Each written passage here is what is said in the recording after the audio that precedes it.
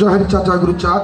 উপস্থিত পূর্ণব্রহ্ম পূর্ণানন্দ শ্রী শ্রী হরিচাঁদ ঠাকুর, উপস্থিত জগৎ মাতা শ্রী শান্তি দেবী, উপস্থিত যুগনায়ক পতিত পাবন মুক্তিবারিধি ভগবান গুরুচাঁদ ঠাকুর, উপস্থিত জগৎ মাতা সত্যভামা দেবী, উপস্থিত ঠাকুরের পরিষদবর্গ, উপস্থিত আজকের সবার মধ্যমণি আমার আপনার প্রাণের ঠাকুর, যার বলিষ্ঠ নেতৃত্বে ভারত বাংলা আজ হরিনাম প্রচারে মুখরিত, আমার প্রাণের ঠাকুর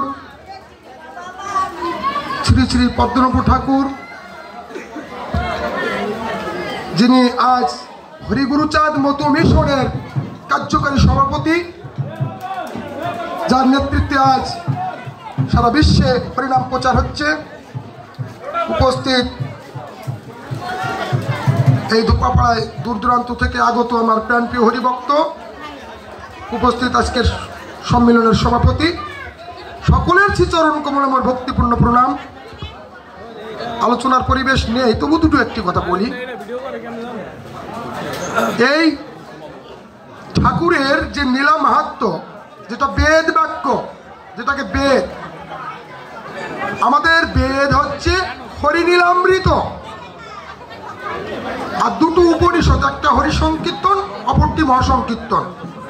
এই কলির পাপাহত জীবের মুক্তির যে রসামৃত রসরস তারক বললেন, শাস্ত্র গ্রন্থ ভাগবত করি সারোদ্ধর রচিল তারক সরকার। ভাগবতের যে নির্যাস নিহেতু তত্ত্ব, নিগুড় কথা, জীবের আত্মমুক্তির যে কথা, সেটা হরিনীলামৃত। আমি নীলামৃত থেকে দু একটি কথা বলবো। জীবে দয়া নামে রুচি মানুষেতে নিষ্ঠা, ইয়া ছাড়া যত ক্রিয়া সব ক্রিয়া ভুষ্টা। জীবে দয়া বলতে কি বুঝি? কোন জীবের দয়া করার কথা বলা হয়েছে? কোন জীবের? এই পশু পাখি মৎস্য মৃগ ইত্যাদি ইত্যাদি, এই জীব না কোন জীব? আপনার আমার এই হৃদয়ের মধ্যে জীব রূপে জীবাত্মা আছে। এই জীবাত্মা জন্মচক্রের ফলে আসছে আর যাচ্ছে, অর্থাৎ জন্ম নিচ্ছে এবং মৃত্যুবরণ করতেছে, সে মুক্তির পথ পাচ্ছে না। আপনাদের ধর্মের অধিকার ছিল না, মুক্তি পাবেন কিভাবে? ঊনবিংশ শতাব্দীতে যখন একটা নির্যাতিত, নিপীড়িত, শোষিত, বঞ্চিত মানুষ যখন অন্ধকার সাগরে নিমজ্জিত ছিল, আপনাদের ধর্মের অধিকার ছিল না, শিক্ষার অধিকার ছিল না, রাজনীতি করার অধিকার ছিল না, ভালো পোশাক পরার অধিকার ছিল না, ভালো সুখাদ্য গ্রহণ করার অধিকার ছিল না।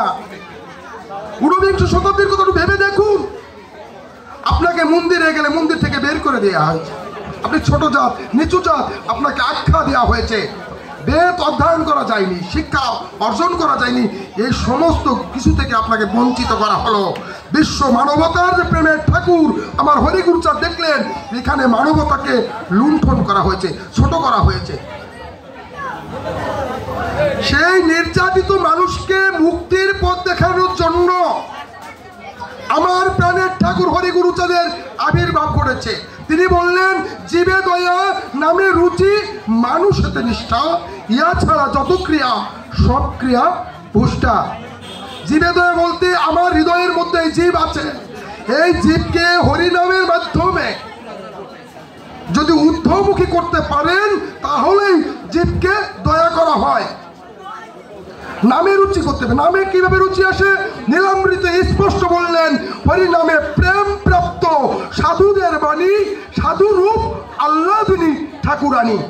হরিনামে আপনাকে প্রেম দান করবে। প্রেম বোঝেন? প্রেম এই অখণ্ড সত্তাকে ধরে রাখবে, খণ্ড হবে না। যদি আপনি হরিবল বলেন, আপনি আর কখনোই নিজের যে আত্মসত্তাকে বলি হবে না। কোথায় লেখা আছে? হরিসংকীর্তনের মধ্যে দেখবেন শ্রীমৎ অশ্বিনী গোসাই উপনিষদের মধ্যে লিখছেন, একবার বললে হরি নাইকো দেরি, পার করে দয়াল নিতাই তরাই চল ভব পারে যায়। হরিবল বললে আপনাকে প্রেম দান করবে। প্রেম কি? প্রেম যেটা খণ্ড হয় না, ধ্বংস হয় না, তাহাকে প্রেম বলে হয়। আর যেটা ধ্বংস হয় সেটা কাম। প্রেমের অপরটি শব্দ হচ্ছে কাম। এই কাম আর প্রেম দুটো দুই জিনিস। রক্ষা করতে পারবেন। এই জন্য শ্রীনিবাস বলেন নাই, হরিনামে কি আনন্দ ডুবলে জানা যায়, নামে যে ডুবেছে সেই জেনেছে অন্যের বোঝা বড় দায়। নাম আপনাকে প্রেম দান করবে, এই নামে রুচি রাখো।